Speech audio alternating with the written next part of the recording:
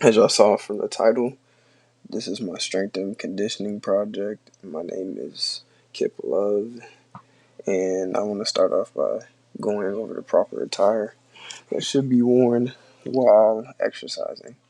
So as you can see in this clip right here, I don't have on anything tight fitting. I have on shorts, a t-shirt with some good Nike shoes. The main purpose behind this, of course, is I don't want to be too hot while working out. Of course, the weather can change how you dress, so dress according to the weather as well. But today it was pretty warm, so I just went out there in some shorts, and I had my chain, but it was tucked in my shirt because you don't want the equipment or the weights to hit you by accident and get caught on the weights. And right here, I was showing off my water bottle because you want to make sure that you're hydrated. Starting off with a general warm up. General warm up is supposed to get your blood flowing, pretty much. Supposed to raise your heart rate. Just get your muscles ready or it's the start to get your muscles ready for the upcoming exercise. So for my general warm up, I wanted to start off. I didn't do mine for 5 minutes. I actually ended up going for 6 minutes, and I started off at a slow speed. I believe it was 0.5, and I slowly worked my way up to 2.5 speed. Each 2 minutes in 2 minute intervals. So why I did this basically was to slowly ramp my body up. Basically, I didn't want to just start off at a pretty fast speed and go for the 6 minutes straight because I literally just had woke up, brushed my teeth, and just, got ready and then went to the gym. So my body was not ready for exercise. I wanted to make sure I didn't just hop into anything. So yeah, as you see, I sped this clip up a lot. I wish I could move that fast. So as this clip starts to finish up here, at the end I just show pretty much my heart rate and all my numbers that I ended up with, such as the time. Um, like I said, my heart rate. Let's see. At first, the heart rate was showing 36. My hand wasn't on it, but then yeah, you see, I got the target heart rate of 97. And here I started getting into my upper body stretching. For all of my stretching movements, pretty much I went for about 20 seconds or so. You don't have to go for that long. You could go for 10 seconds even, but I just really wanted to warm up my muscles, make sure they're good. So first I rotated them forward, and I did the same thing backwards for 20 seconds or so.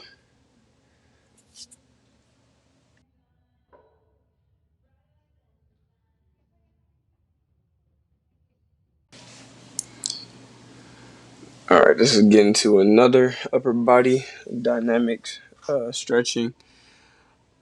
Here I was just doing some tiny circles with my arms, rotating it forward, and then I ended up going backwards. For, like I said, about 20 seconds or so. And then after that, I opened up the shoulders even more and opened up the chest by going wider with my movements right here. Did that for about the same amount of time, and I ended up going backwards after this. What this was doing, of course, warming up not only my deltoids, but of course my chest muscles.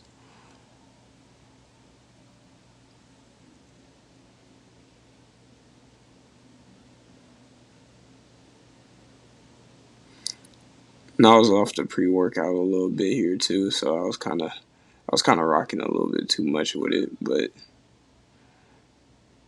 I'm right here. I'm getting into some trunk twist, stretching out my back muscles pretty much. Make sure it gets a good stretch on my lats. And like I said, for all my stretches, I'm going for about the same amount of time. So now we're getting into specific warm up.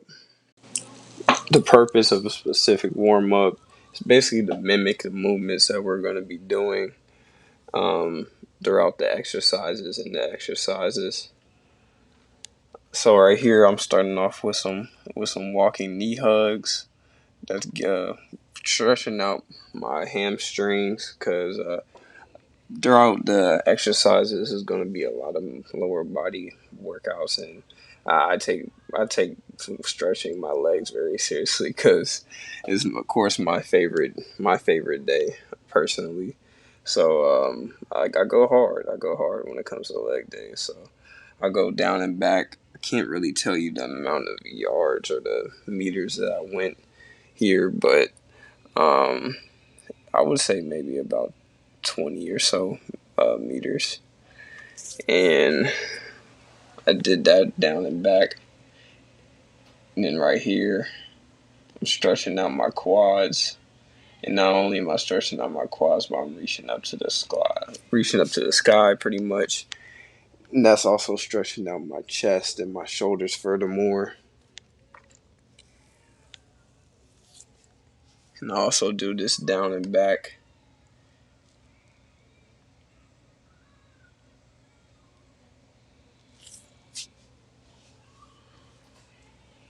I wanted to make sure that I incorporated movements that not only stretched my lower body but was still kind of working my upper body as well.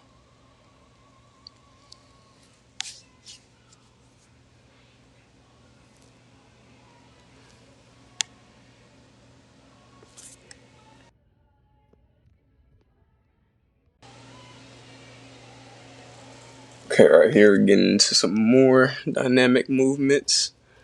Right here, I call these Frankensteins, but you could call them walking toe touches as well. Right here, this also stretches out the hamstrings. Probably my favorite exercise, dynamic exercise, to stretch out the hamstrings as well too. I feel like it really gets you going. And I learned these back in when I was in track. So a lot of these dynamic movements were pretty easy for me to do because of track, luckily. Like I said, I'm doing these all down and back. Leave here. Yeah, I'm going into the side lunges, stretching out my hips a little more.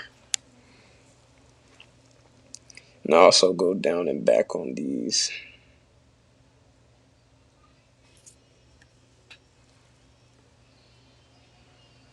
Overall, the warm up should be at least 10 minutes or so. I believe I'm almost getting close to that time. So I pretty much hit my intended amount of time for the my warm up because you also don't want to over warm up yourself. Or you don't want to go into start the workout fatigued, but of course you do want to work up a little bit of a sweat, keep the heart rate up before getting into the workout.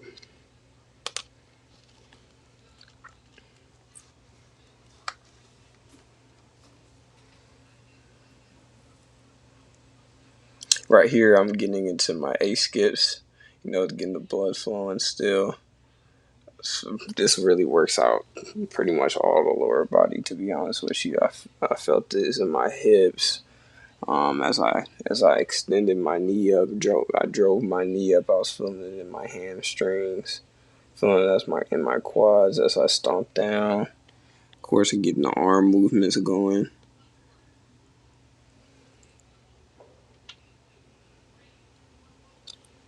And then this is the B skip. Is a little bit more complicated, but it opens up your hip flexors.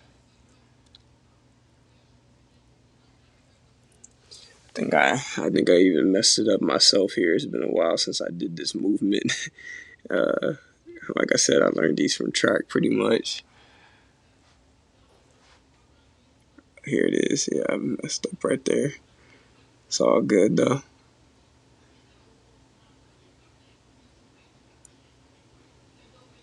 And this will also be my last movement from the dynamic warm up before I start moving into the exercise.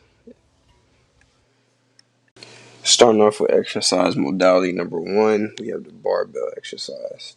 So for my upper body exercise, it's going to be the barbell bench press. Before I get into it, I like to start off with a little warm up. just to make sure my form's okay before actually adding weight on. So first I make sure my grip width is fine. I'm starting off with the neutral grip. And what I like to do first, you'll see me, I set up my grip here, and then I'll confirm it by sliding back, and I slide under the bar. And as I slide under the bar, that's when I retract and decompress my scapula. The purpose for that is basically to keep your shoulder joints safe while you're on the bench and you're not stressing them out as much. And as you can see, my legs here, you can see my quads kind of flex because I'm also incorporating leg drive, which helps me move the weight more efficiently.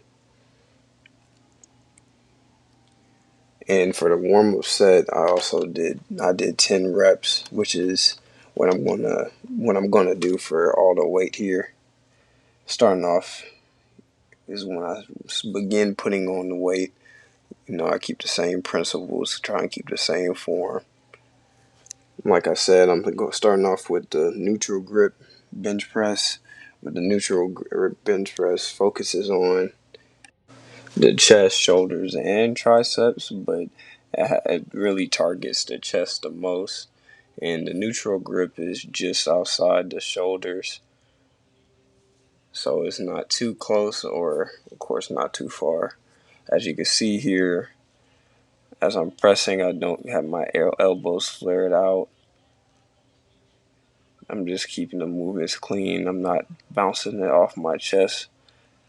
Just going down. When you're performing the bench press, you're supposed to make it go down to your sternum, and the barbell should never travel in a straight line. It's kind of going. You're pressing diagonally down to the sternum, and you're pressing off the sternum diagonally up to the rack position. Right here, you can see I'm just taking my time to rest before I get into my next set.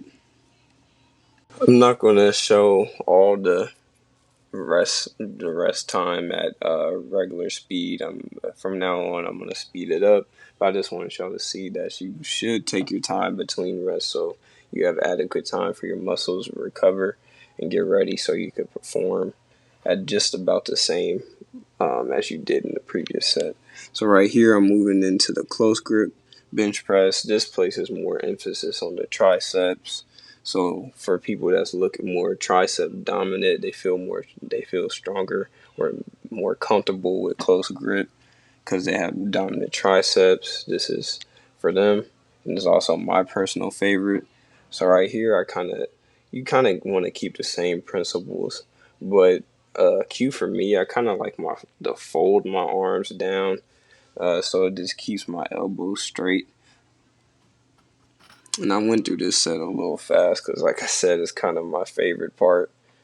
As you see, I sped up the rest time.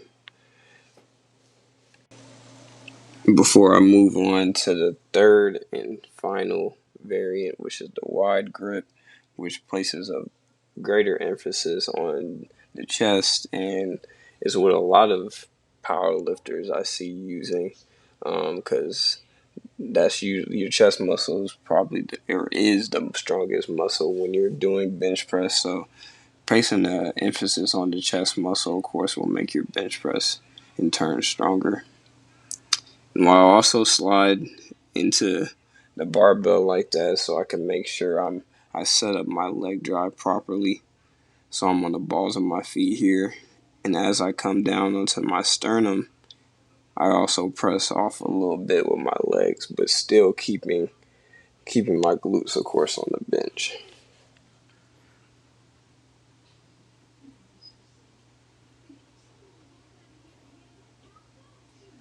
Like I said, everything performed here is with 10 reps. That's what I'm going to be sticking to throughout the video. Moving on to the lower body. Barbell exercise is going to be deadlifts. Like I did with the bench press, of course, I'm going to warm up with it with just the bar. I'm warming up with the conventional deadlift, which is the most common stance used, I would say.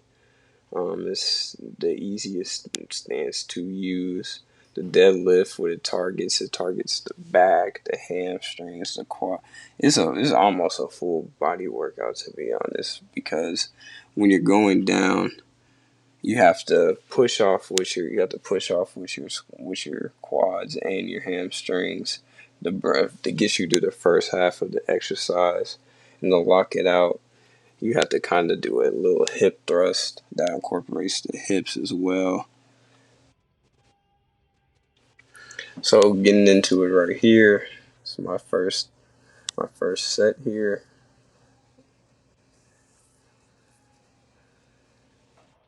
I like to make sure my foot is lined up over the midpoint of the bar, keeping my keeping my arms long here, and also retract my shoulder blades as well.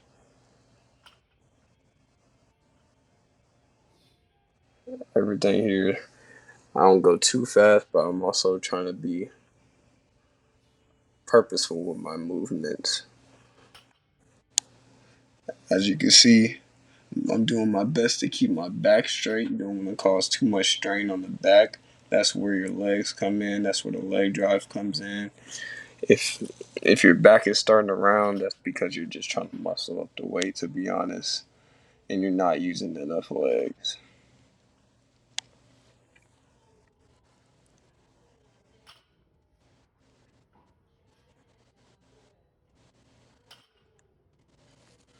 Finishing up here, speed up the rest time before we get into the second variant, which will be the sumo deadlift. The sumo deadlift is honestly, honestly, some people consider it as cheating, because it requires less range of motion, which is also why it's used by many power lifters because it gets the weight up easier. A lot of people say that sumo deadlifts is a little bit more complicated, technique wise. For me, I kind of use the same principles here. I'm making sure my back isn't rounding, controlling the weight. I'm still driving off of the heels of my feet, making sure my quads and my legs are getting involved. My quads and my hamstrings are getting involved. What I will say is the sumo deadlift is probably harder for people that lack hip mobility, so I wouldn't recommend this to people that have hip problems or older individuals. I would stick to conventional deadlifts because it requires less hip mobility in that regard. The sumo deadlift also, you can incorporate more leg drive, which of course makes it a little bit more easier to pick up the weight, which is another reason why people believe that sumo is quote unquote cheating. Right here, I'm just taking a little rest before I get into the third variation for my deadlift exercises, and that's going to be RDLs, um, more accurately known as Romanian deadlifts. Romanian deadlifts target target the hamstrings. It works your hips. It basically focuses on the second half, I would say, of a conventional deadlift. So as you can see, setting up the same way as I would with a conventional deadlift, but I never let the weight touch the ground. I just kind of drop down and keep my hips hinged until I just kind of stop feeling my hamstrings working, and then that's when I pull the weights back up. And like I said, I never let the weight touch the ground until I'm done.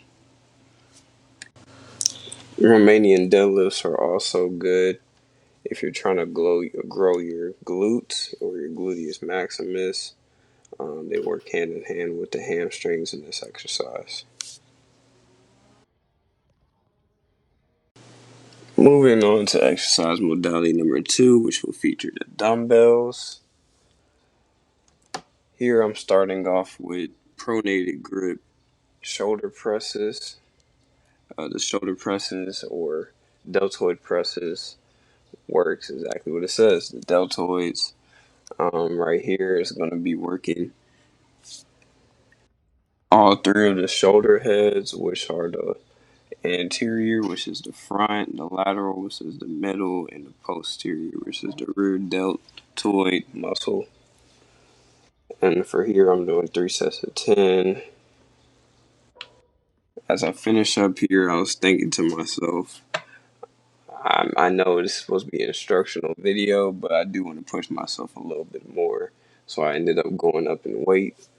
And that's also something good advice I can give to y'all. Make sure that you're training with intensity so you can really get the muscle growth that you want.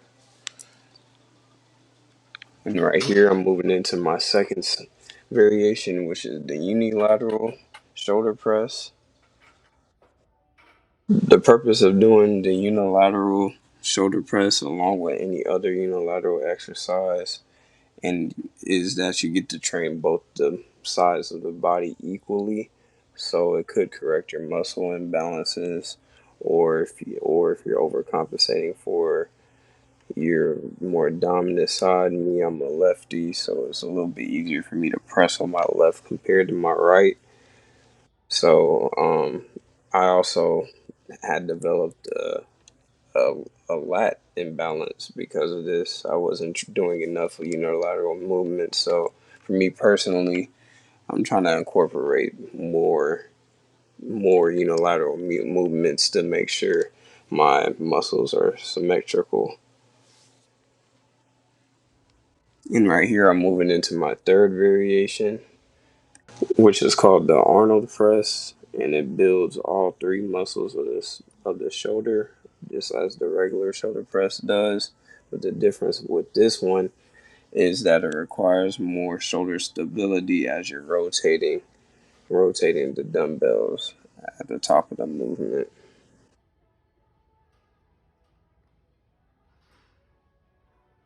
All right, here I'm getting into the lower body exercise for the dumbbell modality, which is the standing calf raises.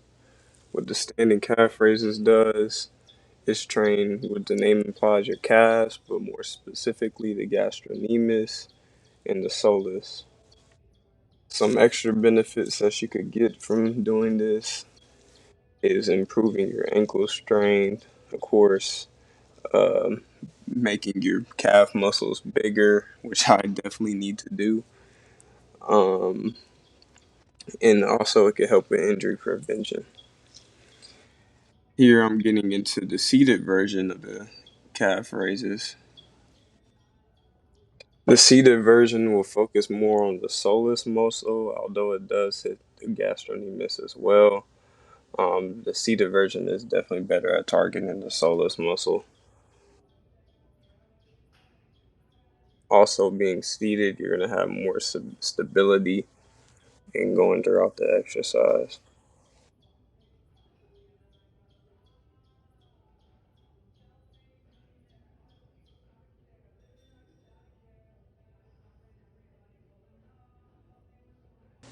Here, I'm getting to the third variation for calf raises, which is the unilateral calf raises. Like any other unilateral movement is good for targeting if you have any imbalances in one muscle, like with one muscle is bigger than the other. And you really can focus in on one side of the leg and make sure you're training them equally. Of course, you want to do the same amount of reps for each side, the same amount of weight, so you don't create an imbalance. The unilateral standing calf raise is actually harder to balance, though you want to make sure you have good stability when doing this exercise, or you're not gonna fully hit the calf muscle or target the calf muscle, the gastrocnemius and the soleus, like you should be doing. You also want to make sure you're controlling the weight and not just bouncing up and down. All right, here we're gonna get into the third modality, the medicine ball exercises. Starting off with the upper body, we're gonna be doing some medicine ball push-ups. Medicine ball push-ups are good for training, of course, your chest, your your your core, your triceps, your anterior delts or front delt shoulders muscles. You're really big on keeping the stability, keeping your core engaged throughout the movement, so you can go through the movement smooth. And as you see, I'm not flaring my elbows out too much. You're not supposed to do that. If you want to get the maximum tricep engagement, I believe right here I'm going to get into my second set or my second variation, which is the rolling with the rolling ball push-ups. Adding the medicine ball to this basically increases the stability needed from a regular push-up and keeping your core engaged, of course, as you roll the ball from one side to the other. If I get into it here, I'm just trying to get my grip right and I roll it over.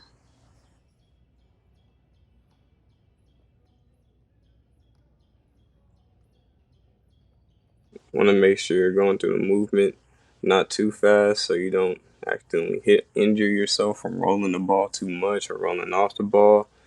So you keep your movement controlled throughout the whole exercise. And it trains the same muscles. It trains your chest, triceps, and even your lateral delt as well, deltoid muscle.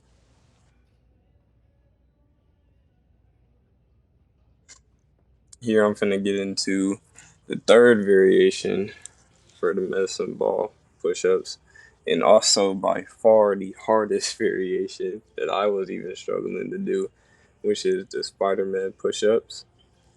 Basically, the objective here is as you do a push up, you bring one leg forward up into your elbow, and you see right there, I failed.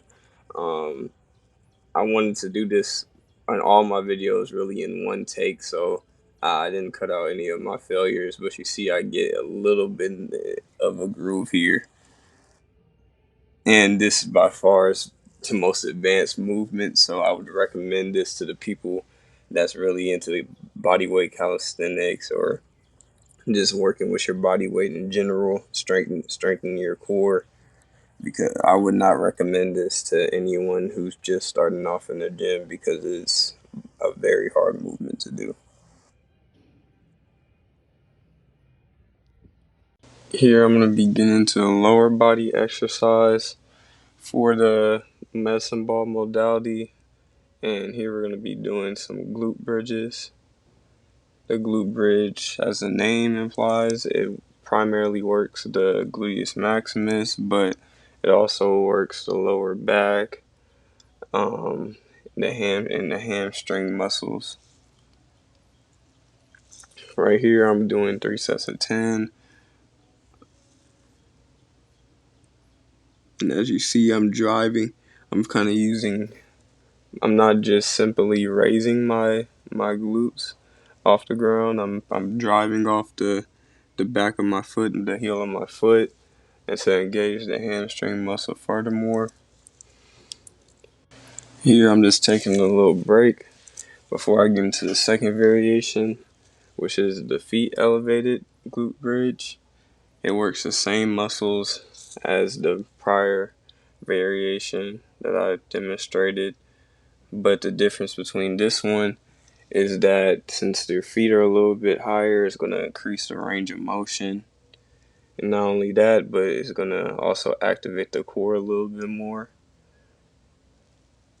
As you see, I'm just trying to make sure I have the proper setup here. And of course, with the same movement, you want to make sure you're driving through the heels of your feet so you can engage the hamstring muscles. Also, with the exercise being elevated, you're going to have more hip mobility, or it requires more hip mobility to do it. And because you're extending the hips, which will be beneficial to when you're doing any athletic movement, such as running, jumping, and any other movement, explosive movements. And right here, I just sped it up a little bit before I get into the last variation, which is the single leg elevated, which will be also the hardest variation. because it requires the most stability. But like I said, with any of the unilateral exercises, it really focuses in on one side and isolates one side of your body, whichever side you're working on. So you want to make sure that you're doing equal reps for each side, so you don't create any muscle imbalances, or or if you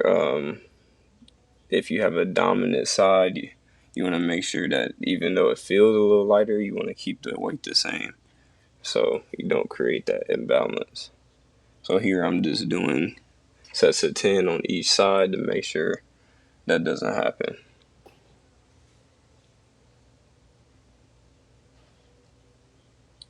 And with all the movements is still controlled, I'm pressing off my one heel, so I'm engaging my hamstring muscle.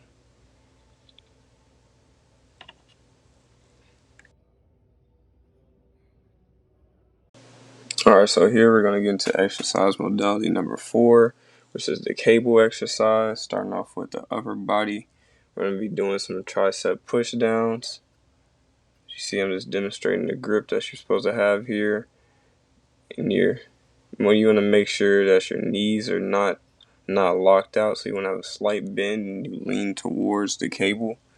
And as you lean towards the cable, you're extending your elbow, which will engage the tricep muscles. As the name implies, it's 3 heads of the tricep, and this works all 3 heads of the tricep. The names of the tricep are the lateral, medial, and long heads, and as I mentioned before, it'll work all 3 of those muscles. Right here, I'm just setting up the next variation of the exercise, which would be the cross body tricep push downs. For this, it takes a little bit more. So I would say it's a little bit more advanced because it just takes more time to set up. But it still focuses on the same all 3 heads of the tricep. I would say the difference between doing this and a tricep extension, for example, is that it will focus more. This tricep push down will focus more on the lateral head. Although it trains all 3, it focuses majority on the lateral head of the tricep.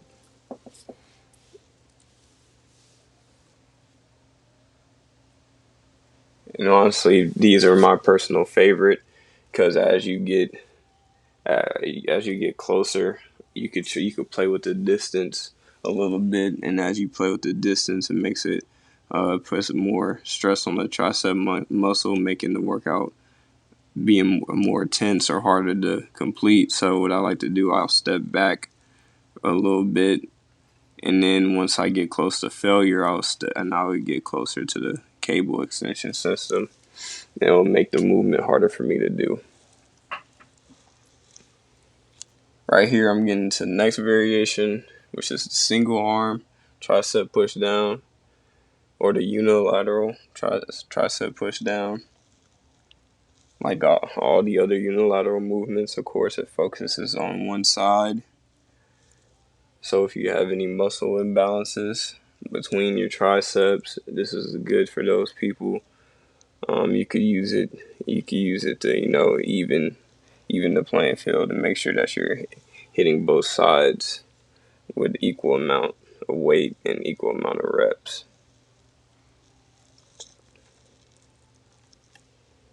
I will say also when doing these, it is important to engage your core so you're not leaning too much to one side, making the exercise easier and involving any other muscles. You want to just make sure that you're staying planted with your feet and you're not leaning towards one side, because that will also create some imbalances if you make it easier for yourself on one side than it is on the other side.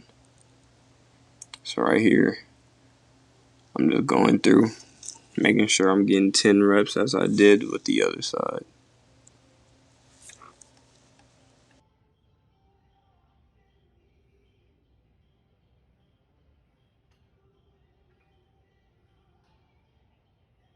Alright, so right here, I'm getting into the lower body exercise for the cable pulley system. And first, I'm going to be starting off with some forward lunges. Forward lunges, it trains pretty much all the muscles in the leg pertaining to the hamstring, the quads, and the glutes. It also, you also have to have pretty good core stability when doing these, since this is the hardest variation to do. I'm also alternating here, making sure that I get in the same amount of reps on each side. Forward lunges are also the hardest to do for it places the most stress on the joints. So this is a little bit more the most advanced version, I would say, compared to the two other variations that I will be showing. Getting into the next variation here, it was going to be the reverse lunges. Like I said, it's more friendlier on the joints. It will and this will also target the posterior chain a little more, since the main driver is the leg underneath you. And by what I mean by the posterior chain is the glutes, and the hamstrings. Seeing as you are more stable with the reverse lunges than the front lunges, you can load more weight on, because with more stability, of course, you're able to put more weight on without being off balance or messing up your form. So typically you would want to load these with more weight than front lunges due to that fact. I would say this is the perfect exercise for beginners as opposed to front lunges, because like I said, it requires less stability. And now as I finish up here, we're going to head into the third variation. The third variation is going to be side lunges. As you see, I also changed the grip to D handle so I could execute the movement better. And right here, I almost have it in kind of a rack position as well. But I'm stepping towards the cable, engaging not the glute maximus, but the glute medius, which is the middle muscle, the lateral side of your glutes. This movement, I would say, for me at least, was a little hard to do because I don't train my glute medius as much as I should be doing. So I would say if you don't train it, it is definitely a more advanced movement to do.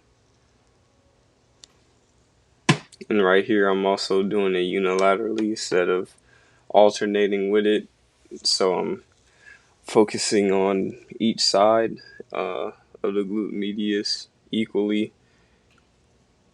and I'm not creating any imbalances there.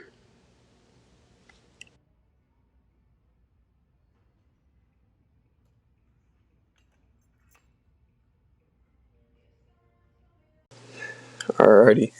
Right here, we get into exercise modality number 5, the weight plate. Basically, weight plate, which you use to load up on, a barbell. You can use it to load up pretty much on anything. I'm just isolating the weight plate. Right here, I'm showing you the proper grip to have when performing these exercises. This is going to be the upper body portion, and I'm going to be doing deltoid raises. The first one I'm going to be doing is the lateral deltoid raise, or just simply known as lateral raises. Right here, I'm driving up with my elbows, making sure I'm engaging the lateral head of my deltoid.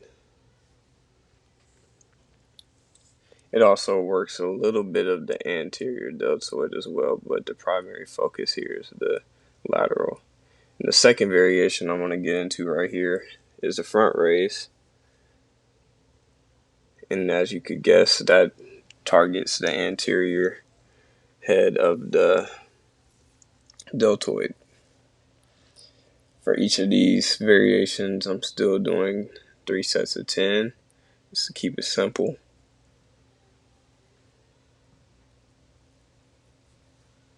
And right here, this one takes a little bit more time to set up. I like to put it one under the bottom, or the most high. I believe it's the 45-degree angle. And I'm still keeping the same grip. And this is going to be the Y raises. This focuses on the rear delt, or the posterior aspect of the deltoid muscle. For this, you're just driving up and out, kind of in the shape of a Y, hence the name Y raise.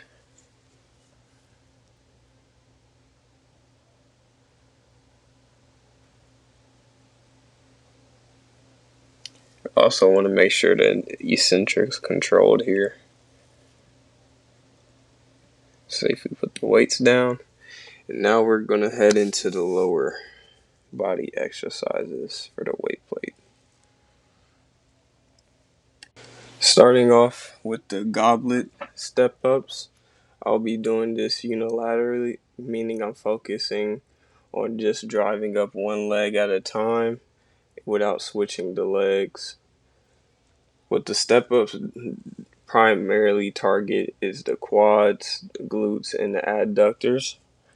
Secondarily, it will target your hamstrings. I would say it's a pretty basic movement. You could perform step ups either aerobically or anaerobically. What this means is that you could make it an explosive movement, which uses the anaerobic system, which is exhausted more quickly but produces more power, or you could do it aerobically, which uses less power, which uses the type 1 muscle fibers as opposed to the type 2 muscle fibers. And I'm performing them, all my step up variations, of course, aerobically. Going off of that, my second variation will be the aerobic step ups. This I'll be alternating legs, so that's why I grab 2 weight plates as opposed to one. And that is also how it differs from the goblet, because with the goblet you're just holding one plate, as opposed to where this is where you're doing it with 2 plates. Still trains the same muscles, of course, the quads, the adductors, and the hamstrings.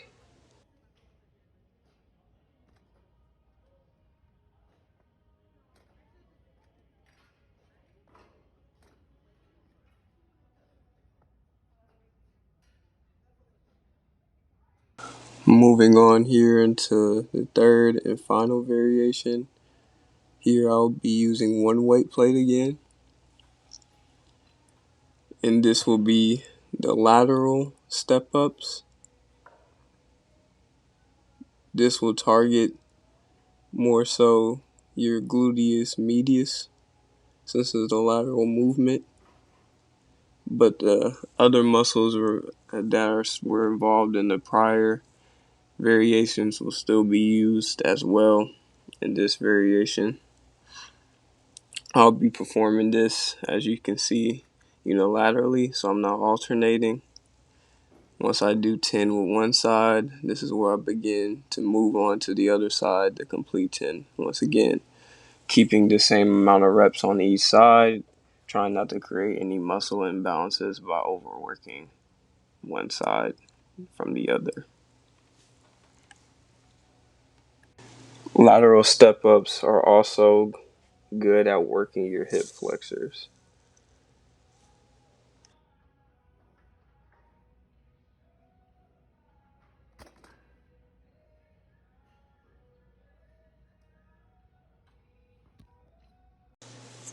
Moving on now to the final exercise modality, which is the kettlebell exercises. As you can see here, I had to switch locations because the other LA Fitness I was at did not have the proper equipment. So I'm starting off here with some bent over rows. The bent over rows will work pretty much all the muscles in your back, those including the trapezius, posterior deltoid, teres minor and major, infraspinatus, the rhomboids, and your latissimus dorsi, or shortly known as the lats. Right here, I'm going to move in to a unilateral version of the row, which is also called the suitcase row. It targets the same muscles, but the difference is, of course, you're working one side, and you also want to make sure, as I mentioned before, that you're involving your core, so you're not leaning over too much into the side that you're working, and creating lat imbalances or any other imbalances in the back. So right here, I'm doing 3 sets of 10 on each side, or a set of 10 on each side.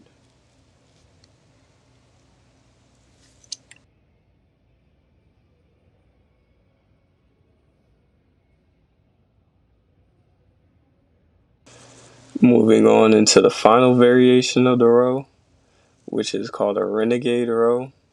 You're going to be in a push-up position with the kettlebell in one of your arms, and you're just rowing it unilaterally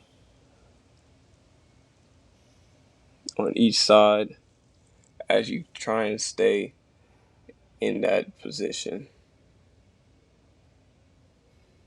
This also engages the core a little more in your shoulders because you have to keep your body weight up while also rowing the kettlebell. This variation is probably the hardest of the three because of that fact that you have to have a lot of stability to be able to do it properly. And of course here I'm still keeping the same grip here, which I consider is pretty neutral. So I'm not leaning either supinated or pronated. I'm trying to keep it neutral for the best stability. Now we're moving on to the lower body kettlebell exercise. I'm going to be starting off with some goblet squats.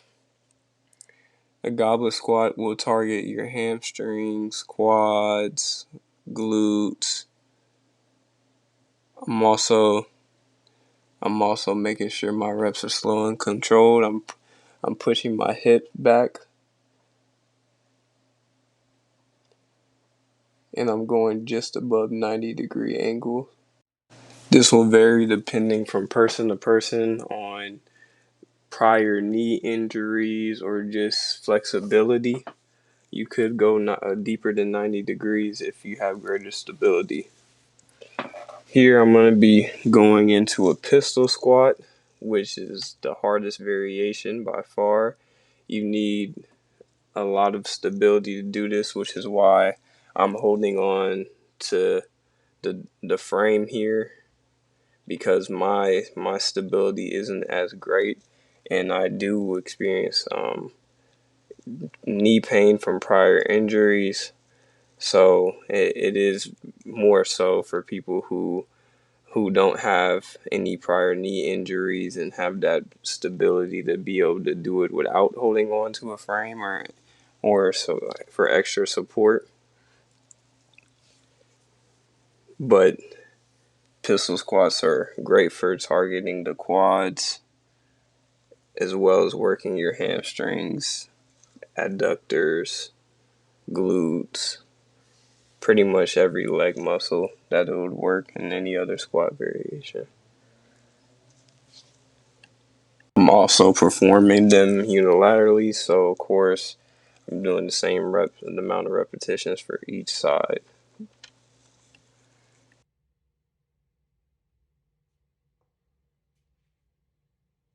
Moving on to the final variation, this will be a rack squat, and as I'm showing off here, I'm kind of racking the kettlebell on one side, and before I begin the squat. What a racked squat does is also good for training the core because you're balancing. You have a balance with the kettlebell trying to weigh you to one side, and your core has to fight to keep you balanced as you're doing these squats. Of course, as any other squat, it would be training the same muscles: quadriceps, hamstrings, adductors, glutes. And since even though I'm squatting still with both legs, I wanted to do both sides. I have the rack position on each side so I can experience the same amount of resistance from on equally on each side.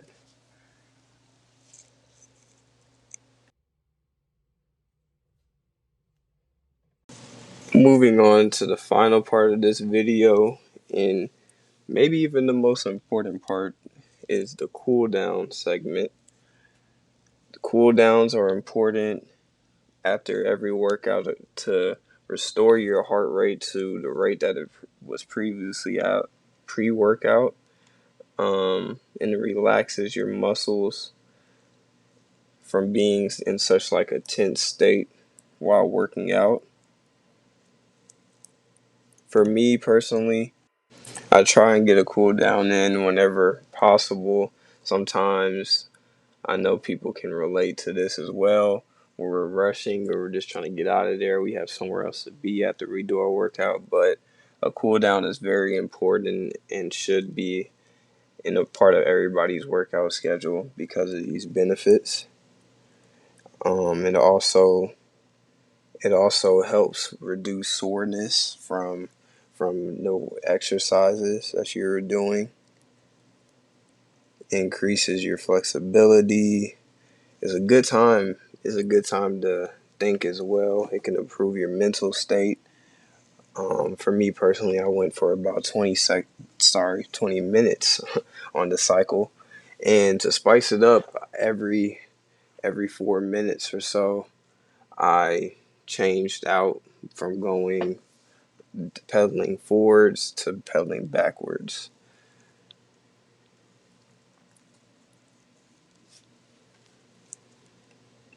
Cool downs are also important in making sure that you, like I mentioned before, cool down your muscles.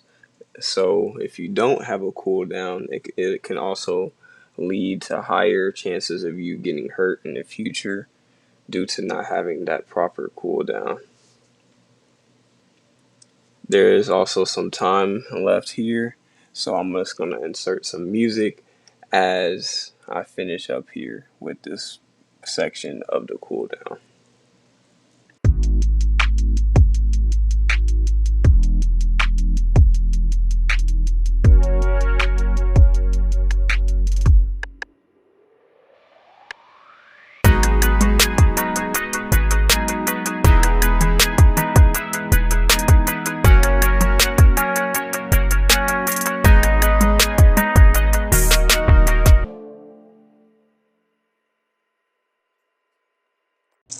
Moving on to the static stretching portion of my cool down. Static stretching is important to do at the end. It increases your flexibility, it relaxes your muscles, and it does not elicit the stretch reflex of the stretch muscle. This stretch that I'm doing here is stretching out my chest, and I'm stretching out my shoulders as well. My shoulder, I do it unilaterally, so that is when I hit the other side right here, which is my left side. I typically hold these stretches for 15 to 20 seconds, depending on the stretch.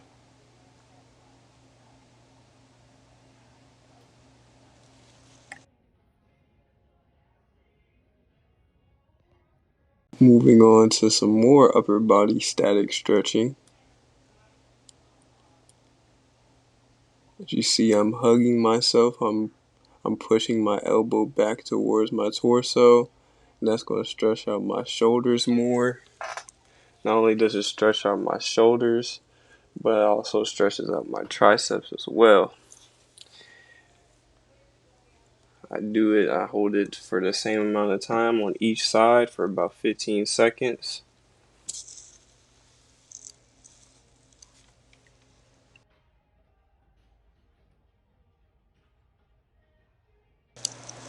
And here I'm stretching out my neck on each side.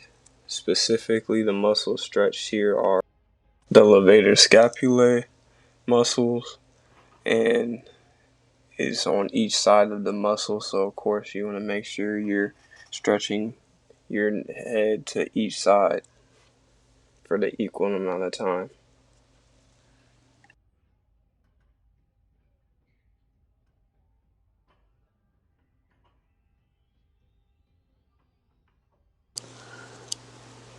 Here I begin hugging my elbows again overhead, and this also stretches my triceps and my shoulders.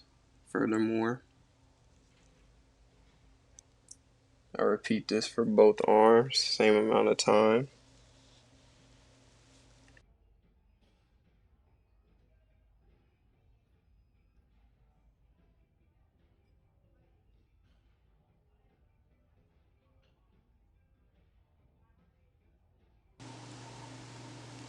And now I'll be getting into the final part, which is the lower body static stretching.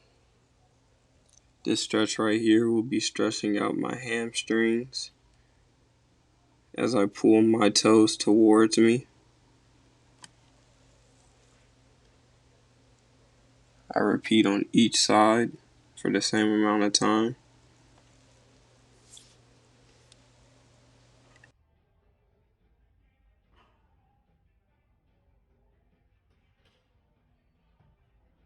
For this stretch right here, I bend my leg backwards and I slowly lay down. What this does is stretches out your quads. And I also hold this here for 15 to 20 seconds.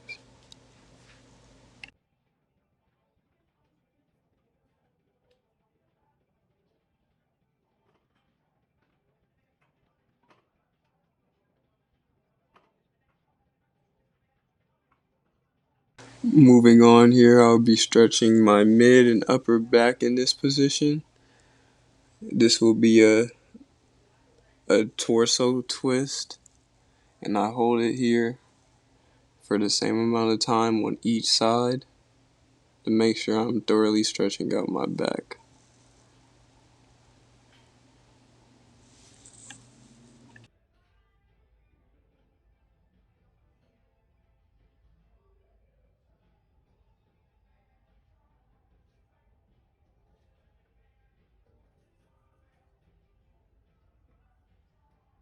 As I stand up here, I'm getting into some toe touches, but I'm holding the stretch here. This will also stretch out my hamstrings. Flexibility will vary, of course, from person to person. Some people can touch all the way. And here I'm holding a lateral lunge position, which stretches out my hips.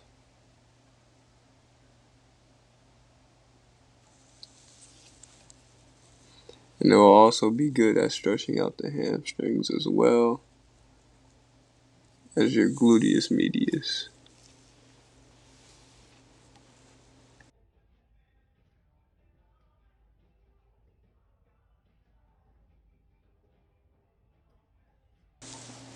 As I come down to the middle here, it also stretches the lower back. And I believe that will be the final stretch. I thank you for watching, and I hope that you learned something.